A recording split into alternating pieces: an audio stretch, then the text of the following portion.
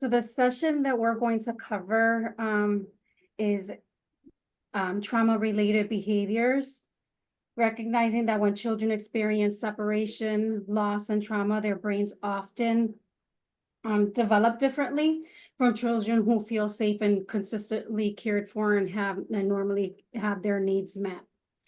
While the effects of trauma are different for each person, we know that the effects can be it can impact part of the brain, which also includes the body, our body functions.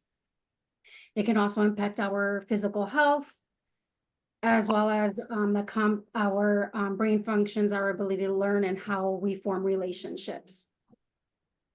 And children respond with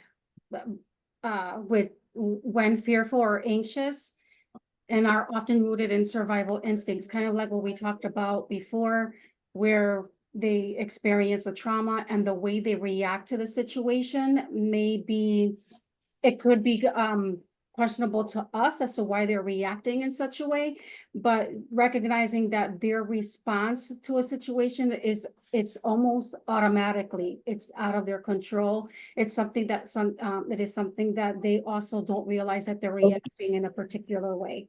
And this is more about the fright, flight, and freeze reaction. And all of it is a coping mechanism that they're looking to protect themselves in situations that they feel threatening. In this session, it'll cover for foster parents to be mindful and being able to be resilient and patient, having attunement, having tolerance for rejection, which we all mentioned it's easier said than done, and as well as being committed to the child. And just to go back before we go on to the next slide, I don't know if everyone, I'm sure everyone has had a chance to do the assessment tool, because when you complete the assessment, it goes over and highlights all these characteristics and how it can be helpful to you to recognize these as we think about the potential that child that could be entering your home that suffered trauma, loss, and there's another word I'm thinking about and I'm drawing a blank. No worries. But yeah, so these are the characteristics we'll be focusing on today, and then we'll be going into this video to just understand a little more of what it looks like of what's going on in the brain and the body when a person has experienced trauma. Michelle, let me know if the sound is not transferring over.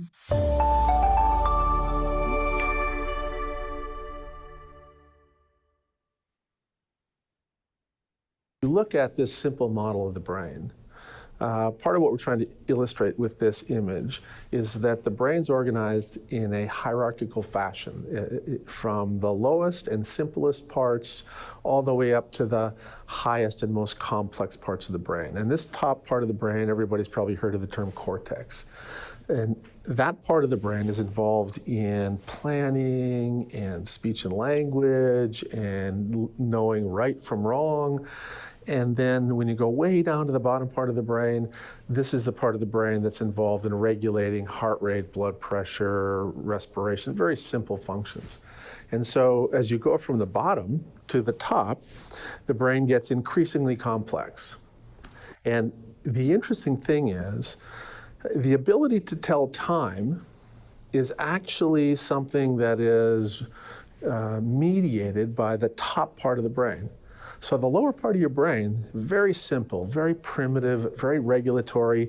And the truth is, when information comes into that part of the brain can't tell whether or not this is an experience that's happening now or this is an experience that happened 10 years ago. And this becomes a problem, particularly if your experiences 10 years ago were characterized by threat.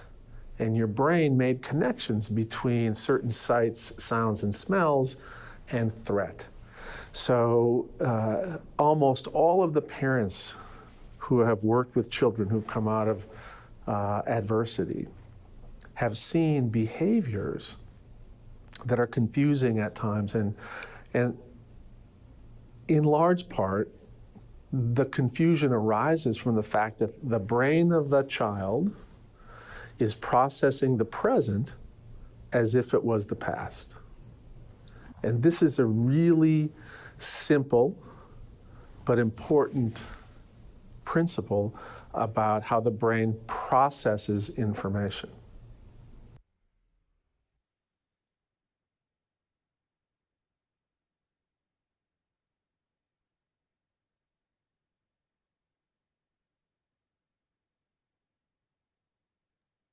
So behavior and the confused brain. I'll just read off what we have on the screen.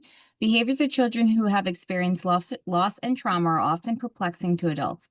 As you heard in the video, the brain of the child is processing the present as if it were the past. The child is frequently not responding from the higher levels or the smart part of the brain. We're often looking at a child whose face or words do not tell us that their brain is functioning in a very underdeveloped way in these moments. Parenting a child who has experienced trauma and loss requires the parent to be attuned to the child's level of functioning. It takes a great deal of commitment from the parent to understand what is beneath the behavior versus just reacting to the behavior's characteristics. So that's when we were talking also last week when we were looking at our young people and understanding what their chronological age is and their developmental age, and how that's also going to play a part in how we address any behaviors as they arise, how we kind of meet them where they're at and help them through it, letting them learn new coping skills and new ways of being able to handle some of those things. Especially like how he's talking about in the video, it's important to highlight, we all associate memories with the smells, the sounds, the sights around us. And sometimes it's quick to go to like the good memories. Like it's an easy way to look at that. When you smell pie, maybe, or cookies, or the smells when you just think of Christmas or Thanksgiving, those are smells that come right to memory. And it's so quick how that can happen. That's the same way that a child who has had trauma, how quick those memories come back too, because of the same things. So kind of having that correlation between the two so we understand how quick that reaction can happen for our young people when they've also experienced trauma-related behaviors and abuse in their past. Michelle? Oh, you're on mute, just in case. I'm like trying to find my mute button as I'm trying to move the little cursor. Understanding state-dependent functioning. With a person state, we recognize it's temporary, it's fleeting. So we may, if we're hungry, we know that once we eat, oh, we feel better. So we're not so agitated or short-tempered. So we recognize that it's fleeting. With a child who's experienced trauma or they're not having their basic needs met, we know in those situations that state may not be as fleeting. So that state may last longer because they don't know when that need is going to be met. The pictures that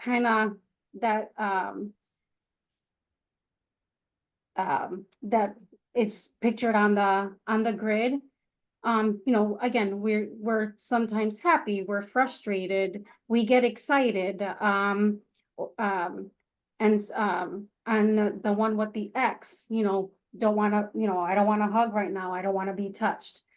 Being able to recognize those facial expressions. Kids who have experienced trauma may have difficulty in reading those expressions. They may have difficulty in reading that, that body language, those facial expressions. States are temporary behaviors or feelings that depend on the person's situation at a point in time. Like I had mentioned, being hungry or irritable, or somehow, some people say hangry when they're feeling hungry and angry at the same time, but it's more because, they're feeling that they need to put something in their tummy. When children have experienced trauma and loss, their brains have been taught that they are in a state of distress regularly because their needs are rarely met and their behaviors show it. And so we want to be able to recognize that and help the child through that. So that way the child can begin to recognize that this is just a temporary situation. I can do this in order to get my needs met and then apply that in the future. Children who have experienced trauma and separations learn distress from their caregivers not coming to meet their needs or perhaps hurting them when they did come. This teaches the child's brain to be in a fearful, defensive, and survival mode as a starting place, rather than a moment that they're just passing through. So again, with a healthy child, that healthy development, they express a need, and there is an adult caretaker that quickly intervenes, helps the child figure out what that need is, so that way they can meet it, and help the child relax, and hopefully give the person tools, so that way if something occurs again, they're able to meet that need, and also reach out to to that caretaker, that if they can't meet their own need, that there's someone there to help them and guide them. In a disrupted cycle, this is where it gets a little more problematic, because every time that child expressed a need, that the caretaker either met with it inappropriately, getting physical, and it doesn't just have to be physical, but also verbally. And so the child learns to just kind of shut down, kind of push their need to the side, but also be extremely aware of their surroundings. So that way they can avoid a potential harmful situation, but trying to find a way to get their own needs met. So there's a distrust with the caretaker.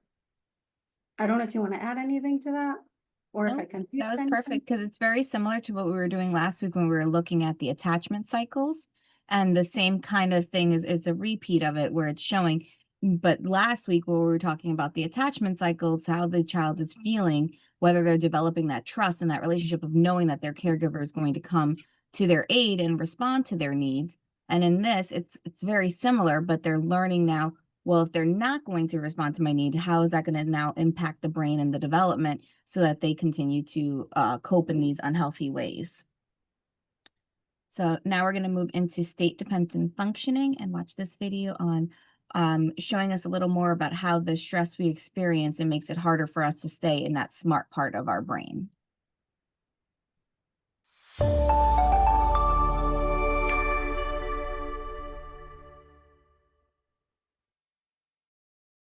So one of the key principles that we like to teach families is we call it state dependence. And really what that means is that different parts of the brain are going to be activated and on when you're in one state versus another state. So let's just talk about what we mean by state. So the state basically is referring to sort of the internal condition of the brain and the body. And so there's the state of wakefulness, when you're awake. Certain parts of your body and brain are doing things. And when you're asleep, that's another state.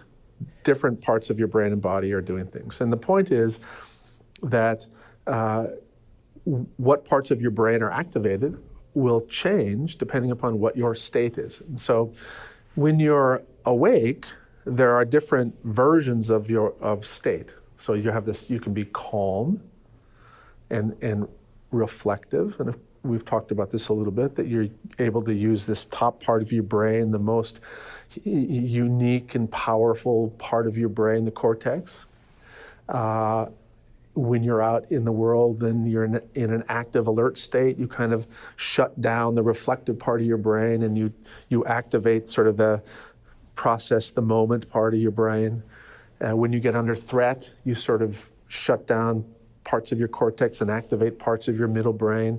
And so the whole point is that depending upon your state, different systems are going to be in charge.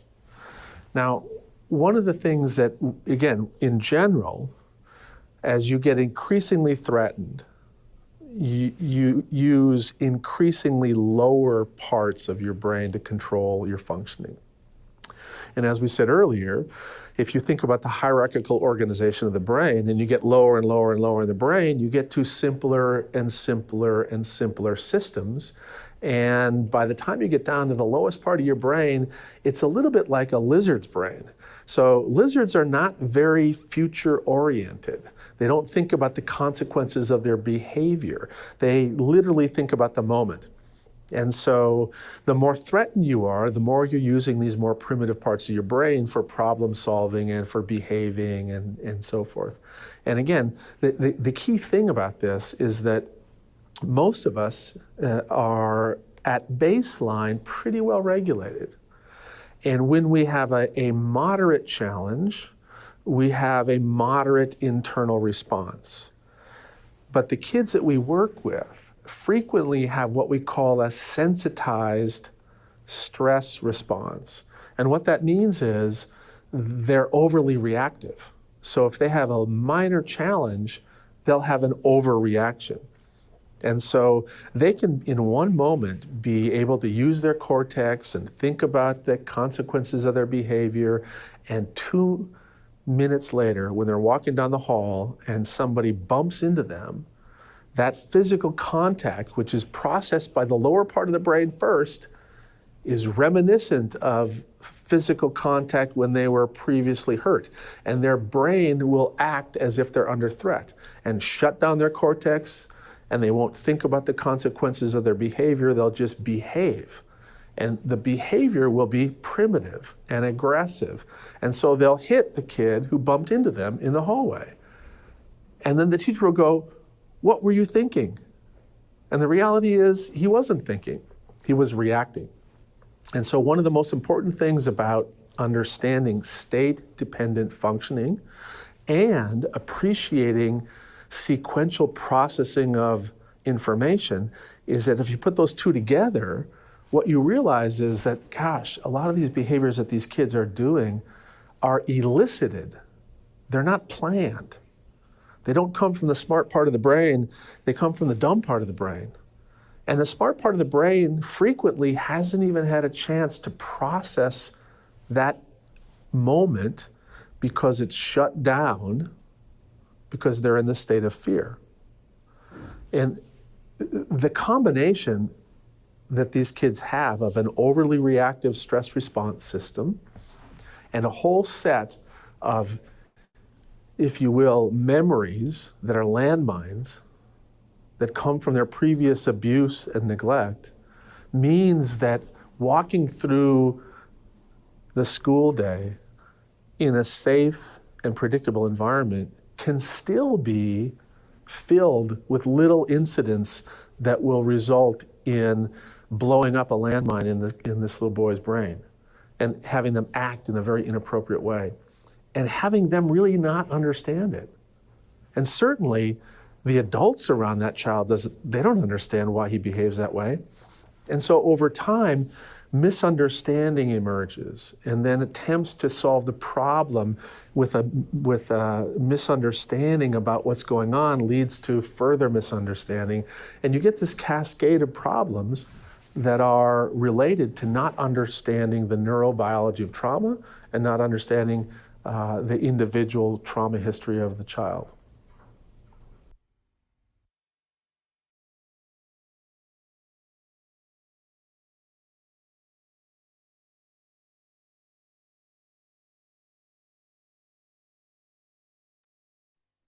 Sorry. I'm like, the mute button. Does anyone have any questions in regarding the video? Just recognizing that, you know, the behaviors that they engage in, it's not them trying to be manipulative. It's their own defense mechanism in order to keep themselves, you know, safe. Okay. So, brain basics, the stress, trauma, and relationships. the way trauma impacts the brains and bodies of children, it will almost definitely affect the relationships with family members and the children's ability to develop friendships. They can often misread body language, facial expressions, which can lead to the overreaction response of the fight, flight, and freeze, just shutting down. And if others don't understand that this is what's actually going on in the child's brain, how might that impact that relationship with you or even with your peers when that child overreacts? And especially we see this also with our kiddos when you see them start having a strong reaction to you and you're like, I didn't even do anything. What's going on?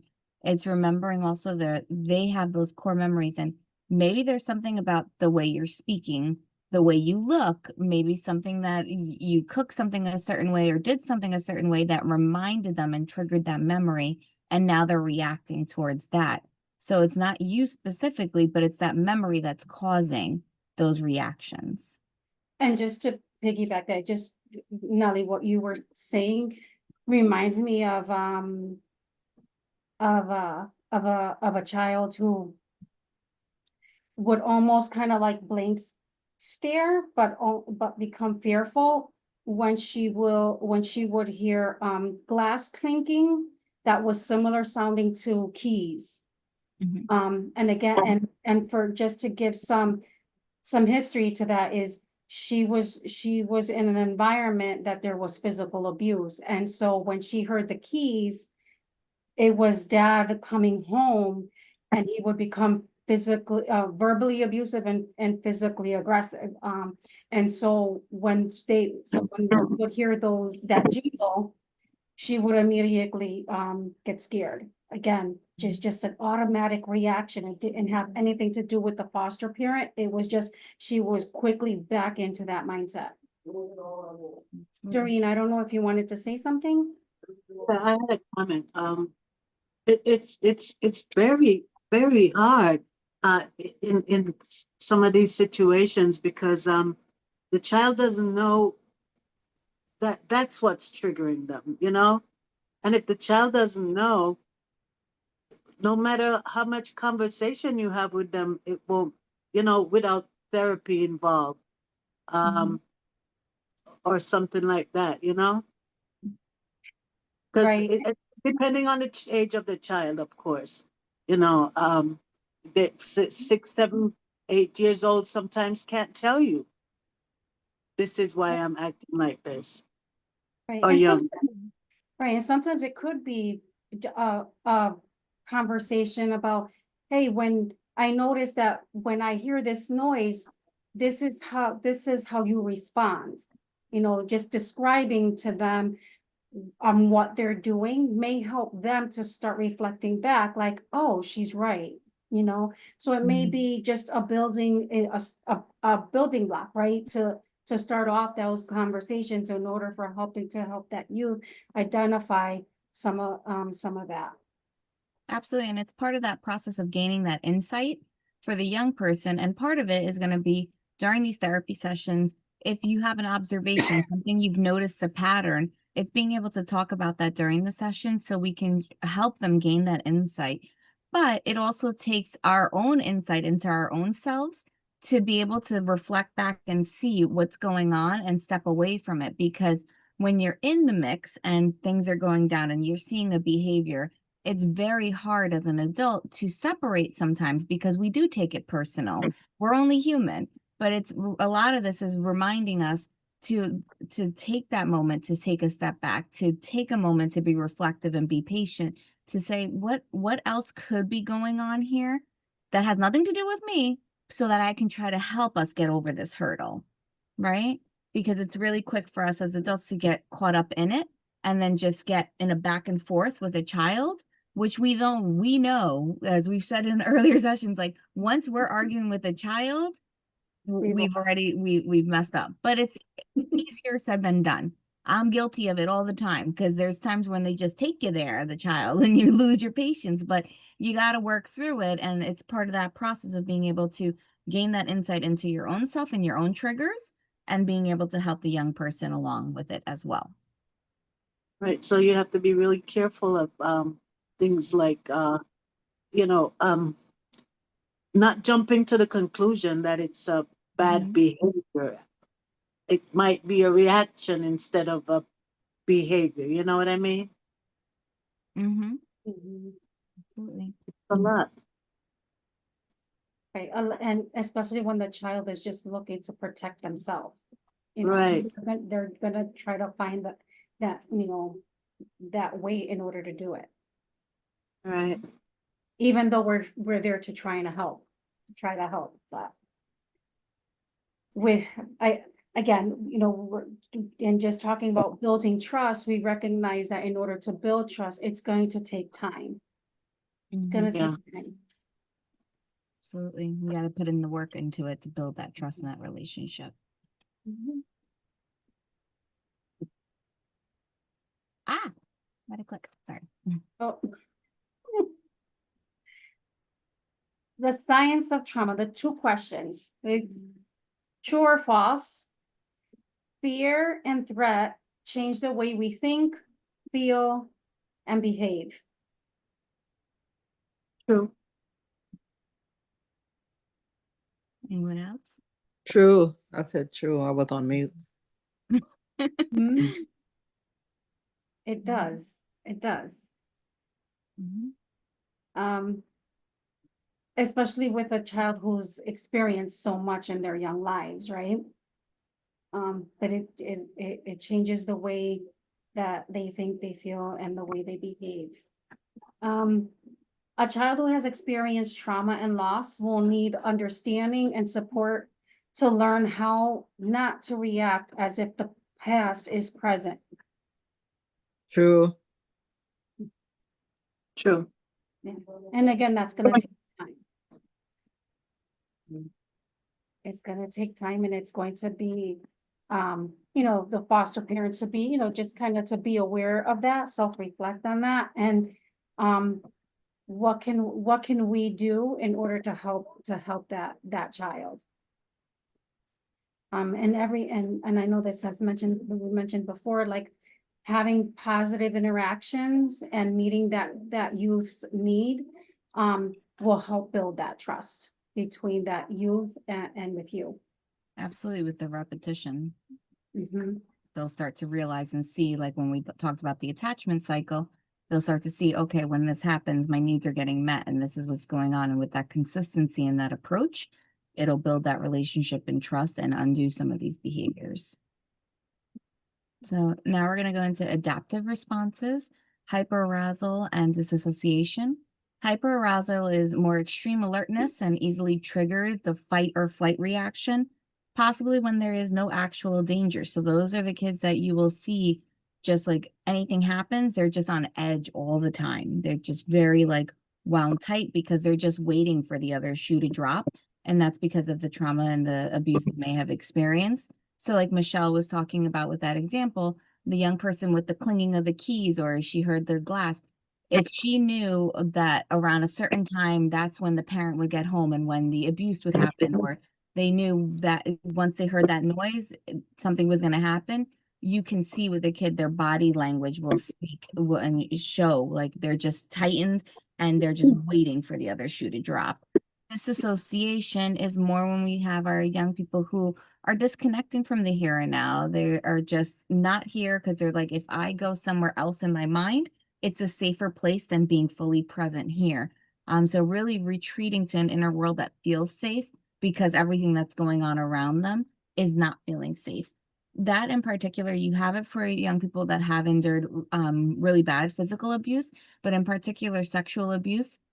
That is often something you will hear for our young people where they just completely disassociate when the sexual abuse is taking place so that they don't have to be fully present and enduring what's going on.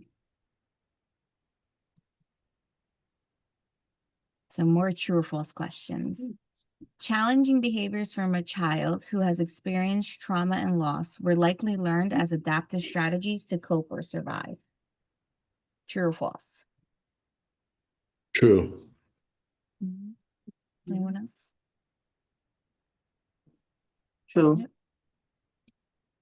Yep. And that's what we're talking about. Like sometimes these are just coping mechanisms that they've learned along the way so that they can get through their day, their week, whatever the situation may be. And so there's going to be a lot of work to undo some of these behaviors, some of these coping skills that we're going to see, and it's not as helpful or not as effective. So let's try something new. True or false? Fight, flight, freeze, and flock are normal responses to separation, loss, and trauma. True. And that's the same thing, right? We've all heard these terms at some point in time.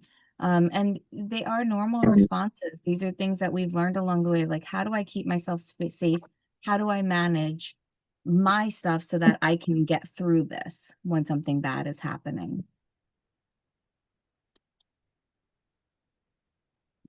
So identifying states. So we're not sure if you guys have ever seen the movie Instant Family. If you have not, it's a great movie to show all those different pieces of what to expect sometimes with foster care.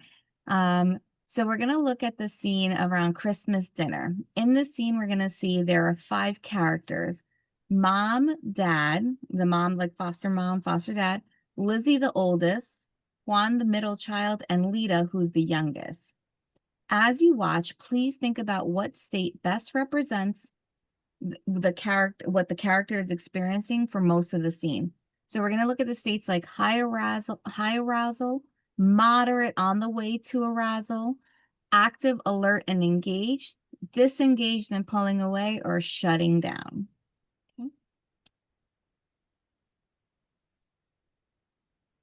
Where's my potato chips? Oh, we're not having chips tonight, Munchkin. Sorry. I want my chips. Lita, Lizzie, Pete and I worked really hard on this dinner, and there's lots of yummy food for you to eat. No! Hey, Lita, hey. vete a tu cuarto. Please. Oye, ¿por qué me estás Lizzie, please, Lizzie, no, okay? I've got this. Why are you yelling at me? I'm just trying to help you. I'm not yelling. I am. Just then I was, but look, Lita, don't do what Lizzie just said. What did you say? Cuatro, go to your bedroom, No, go to the quattro bedroom, go to the means bathroom. quart, like quart of milk, right? She said Okay. you're not gonna have Yeah. potato chips, but you will drink that milk. In any case, we have this. It's fine. Okay, fine. Okay, let's try some of this meatloaf, okay? No! Hey, not having chips. Yeah, I don't think she's getting on board with the plan, honey. I don't want this! You sure you don't want to just give her some chips? No, we're not giving her chips. We're just gonna eat. Lita, stop right there. Oh, I'm sorry. I'm so sorry. No, it's okay. Don't cry. Relax. Watch your feet, okay? I didn't Don't mean to. touch I'm so it. Careful, sorry. okay? Hey, you give those to me. Give me. Calm down. Don't cry. I'll get it. Just stay there, Juan. These are really, really good potatoes. God! Oh my God, you okay? What up? Lita, duck! What are you doing? What? I'm trying to put it out! Catch up! Put it out! Lita? Whoa. What's that noise? Why is she growling? That wasn't in the classes. I got nothing for that. She's got a knife. It's just a SpongeBob It's brain. still a knife. Just put the knife down, honey. Look, kid, just put down the weapon, okay? You guys want me to deal with this, or do you still got it? Yeah, do you want to let her jump in here now, please? Okay, fine. Mira, ve a bañarte y de allí vas a tu cuarto y vas a dormir, ¿ya? Gracias. No, you gotta learn some Spanish. Why would you give a kid milk in a glass cup? I'm sorry. I didn't. Why did she do that? I hate her.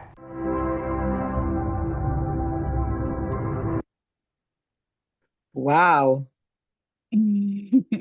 So we don't know. Has anyone seen that movie before? I haven't. Haven't No. seen.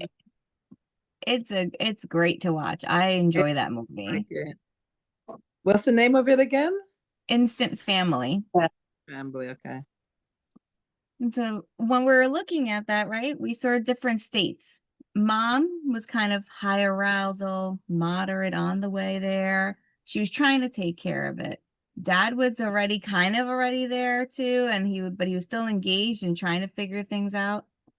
Lita, the little one, total high arousal, right? Yes. She just was making her demands known to everybody.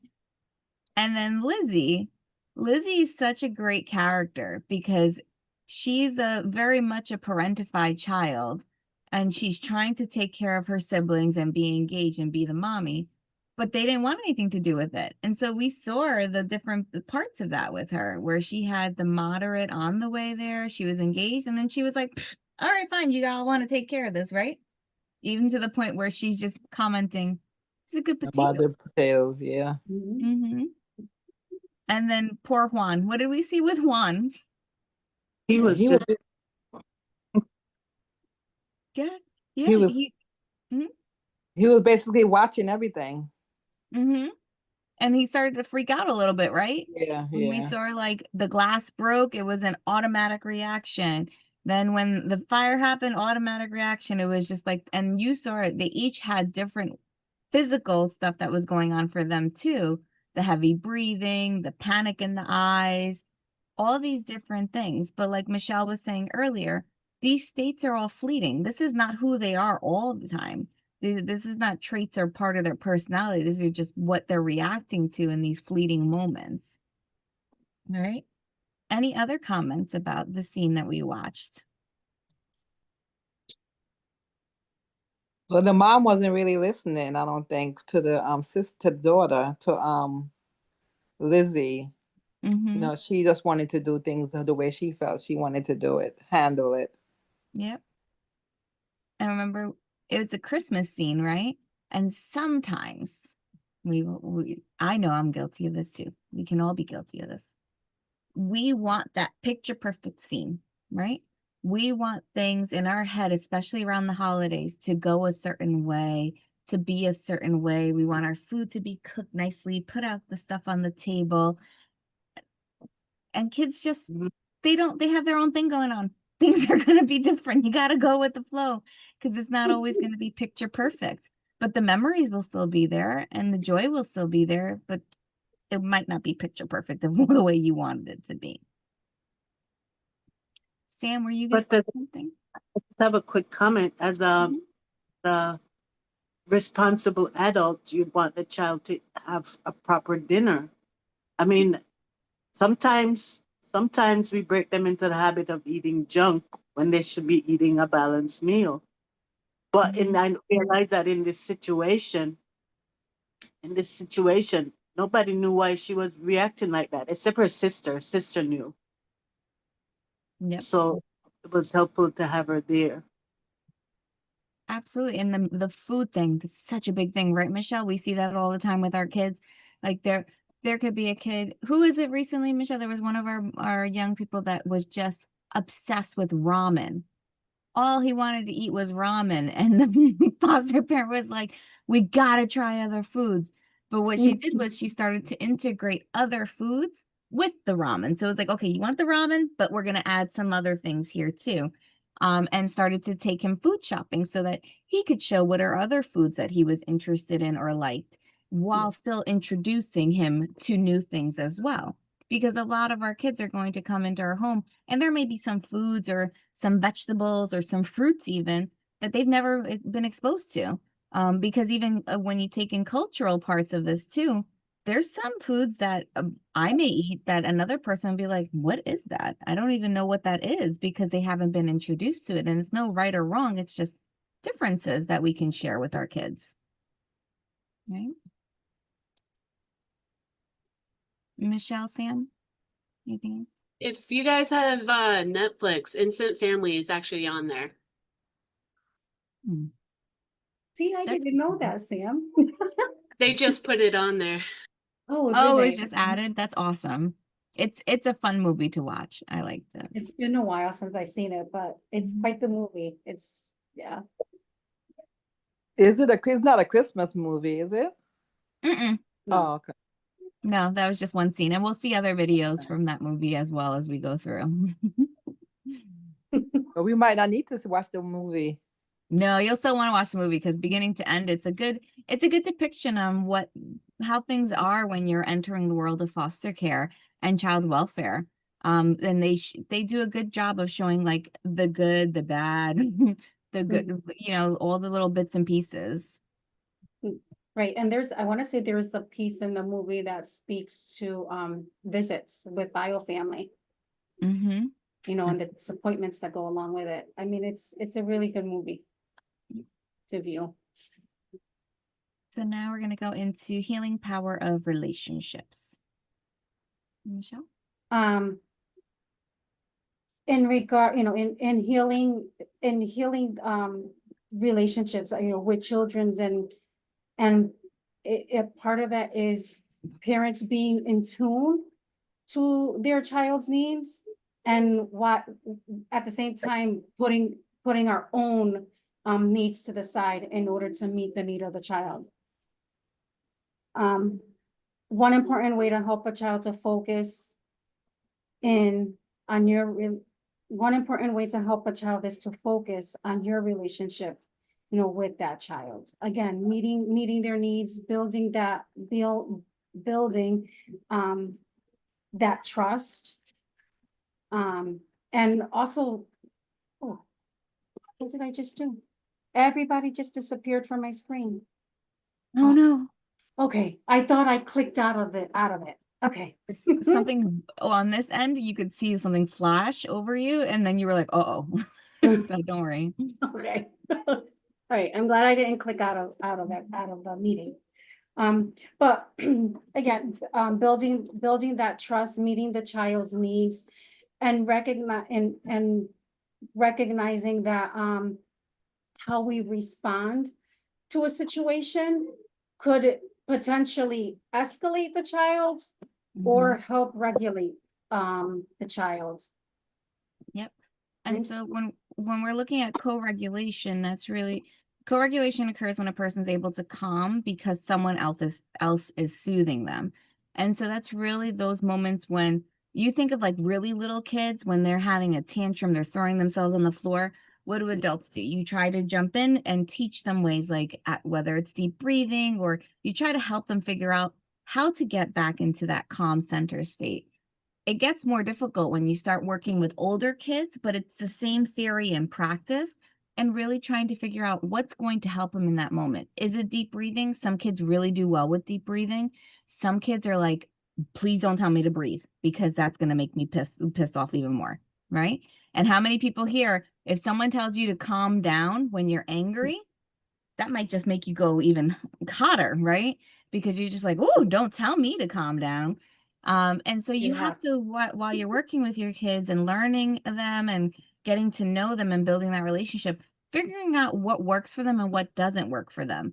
And some of those things, even early on when you first meet the young person or you're in those disclosure meetings with the workers that have known the kids for a little bit, you can ask questions like that, like, hey, do you know what the kids' triggers are? Do you know what helps them? Do they have anything that works? Is it they like going for a walk? Is it that they like putting, running their wrists under cold water because it helps calm them? Is it doing the deep breathing? Is it listening to music? Trying to figure out what it is. And if some of these workers that have worked with the kids and they're known to them, they may have some of that information and insight. If it's a young person that is brand new, being removed from their home for the first time, we may not have that information right away. And so we'll really have to dig deep into our toolkit as well to figure out what is it that could be going on and what strategies can we suggest to see if they help or don't along the way.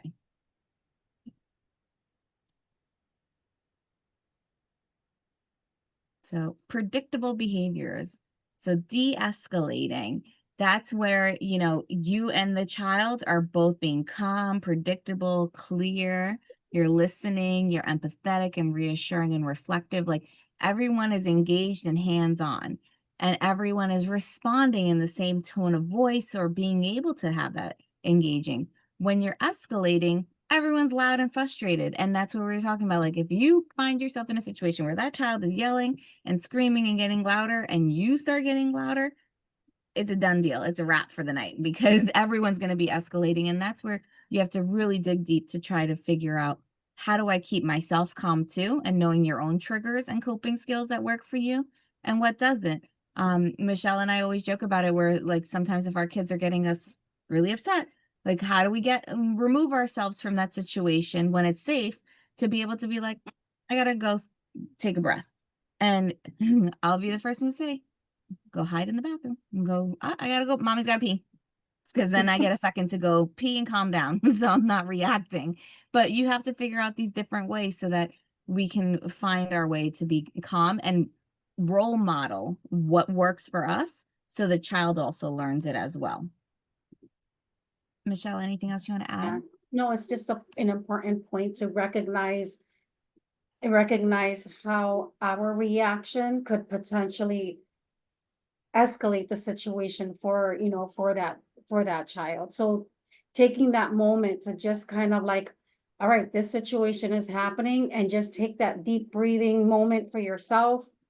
So that way you can help calm yourself down in order to go in and address whatever the issue may be, you know, with that youth. Because again, if you go in right off the bat, oh, it's you know, you're not going to have your tablet or whatever the case may be because of whatever the child is engaging in at the moment, whatever their behavior is, and you're immediately going in, raised voices, are listing off consequences, it just can escalate the whole situation. I know for myself, sometimes I have to take a deep breather for myself because I tend to talk loud at times, especially when I'm like anxious about something or nervous about something.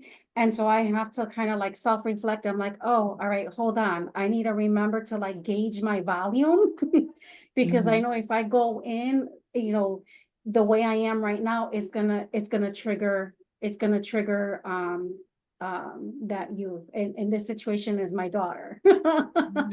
But just recognizing that for yourself, so that way you can, when going in, you could address the situation calmly, because the conversation is going to go a little more smoother, but it also helps that youth to recognize like, oh, they're not listing all these demands, they're not coming in hot, you know, so let me mimic potentially that same calming tool. So that way I could potentially, you know, so that way the child could potentially have a calming conversation and not be so defensive. And I also remind, because that made me think also, Michelle, like sometimes we have to also remember to check our face. Our nonverbals Yes. give away so much. And it is, oof, I am the queen of like, I'm trying to get a lot of things done. I'm multitasking. My kid comes in with something crazy that they ask me, and right away my face is just giving it away of like, why? And like, I'm mad or annoyed, but I'm also like, it's not a big deal. I'll take care of it. Like, we'll do it. But my face is giving a different reaction. And sometimes I don't even realize it. And then my kid is reacting like, oh, maybe I should back away from her right now. And I'm like, no, it's fine. Like, I'm not mad. It's fine. But my face was saying something different. Yeah, I'm bad at that too. That face is like, what's wrong with you? Oh, I didn't mean, I'm not mad or not. No, my face is always like that too. I understand. And you don't mean it, but Yeah. sometimes you're doing the like, really? What? But you're still like, yeah, all right, I'm a still mom and still do the stuff. Like, it's okay. It's no big deal. But your face says something different. And it's going to take time. It's gonna take time too. And maybe is like having that conversation with the child and say, hey, you know, I didn't mean like, you know, I didn't mean to react that way, whether it be verbally or even like the facial expression, just explaining to the child, hey, you know what? That may have come off the wrong way. This is what I meant. This is what I was thinking. Yep. And that way you alleviate a lot of the misconceptions from how the child is reading the body language, because it's like, well, no, that's not what I meant. And vice versa. Yeah, and sometimes we have to remember too, like this is a different day and age of parenting too. We talk more with the kids, we hear them out, and we can have these conversations to tell a young person like, yeah, what I was doing before, I'm sorry about that. Like, maybe I could have handled this differently too. And I, for one, was not raised in that kind of manner. So, you know, it was the child seen, not heard, all that jazz. And, you know, if my parents made a mistake, I would never hear I'm sorry. But now we're more reflective on how are our actions also impacting a young person, and realizing the adult is not always right.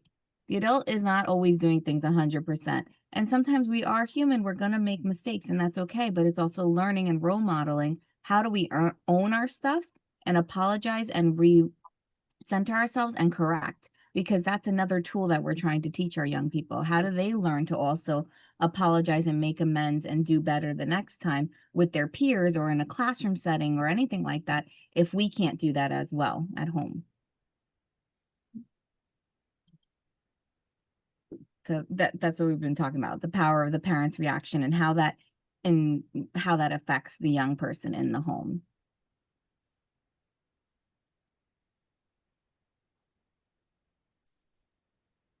So just reflecting back, when you're stressed, thinking about what adaptive responses you use and why you may develop them. What regulating or calming activities do you use? I don't know if anyone wants to share as to any activities that you may do, and just whether it be part of your routine or when you recognize that you feel a particular way, what helps you to reground yourself and calm yourself. I'll usually take a walk. I like to walk. Okay, I like to listen to music or do some skincare. okay. All right. Or even pray. I usually just hum a hymn or just sing a hymn within my mind, because sometimes, like when I was cooking, my chef used to like get on my nerves or something, and this one African guy goes to me, he goes, "Sam, every time I feel you're gonna blow up, you start singing something. What you be singing?" And I sing a little hymn to myself, and it just brings me back down, and I just regroup. So that's one of the things I use. Yeah. I love to watch the videos, baby videos, funny baby videos, animal videos. I every day at lunch, and I take my time to go sit down and have lunch. That's what I do. I watch these videos. I'm giggling, and I go back into the classroom in a different way than how I came out. As a lot of the times, what I react to is how other people do things. I can't get away from that because you have to work with people. I had my first job when I was 12 years old, believe it or not. And when I come into a place of work and I expect that people are ready to work, some people are not ready to work. They want to chit chat, they want to play games, they want to, instead of focusing. So one of the other things that I would do is I have to remind myself that I'm here for the kids. And that usually gets me back down into the place where I need to be. Absolutely. And something also that I like to do too sometimes is, because the videos, that's such a great one. Because it really is like, I know if I'm watching the funny cat videos or dog videos, especially the voiceovers, that gets me calmer because I'm giggling to myself. But also sometimes we have like those mind-numbing games we play on our phones that are just a moment to just take a step back, and it helps you decompress and get centered again too. Those are always my go-tos as well. So awesome.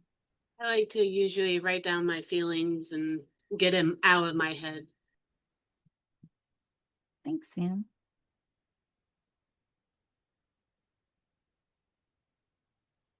Anything else with this, Michelle?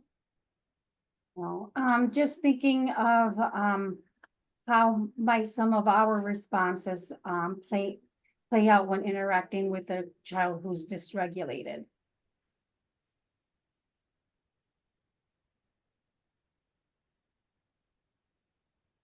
So, like going, like singing to yourself or humming to yourself. That that humming sound may be soothing for that child who's dysregulated. So you could potentially impact that child in a positive way. But again, being mindful of how that child could be reacting. Mhm.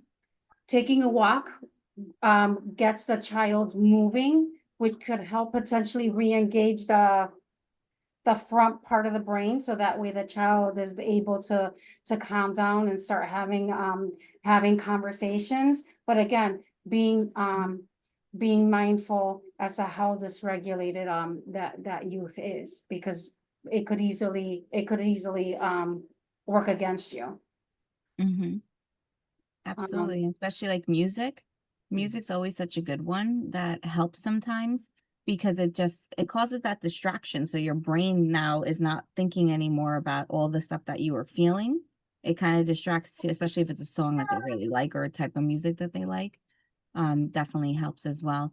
And the walking also is such an important tool that we'll often overlook, but walking alongside someone and engaging in those conversations really helps so that you all are present in the moment and being able to have that one-on-one time.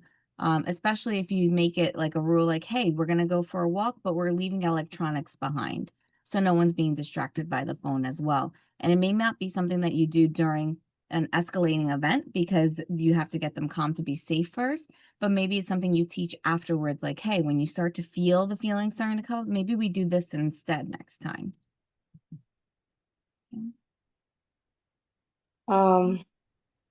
I wanted to say, another good movie is Princess of the Row.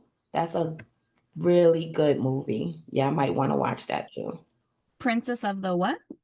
Row, ROW. Princess If of you the haven't watched it already. Yeah. I don't know that one. I'm gonna have to look it up. Thank you. So Michelle, I'm just gonna stop on this one and then go into the next one.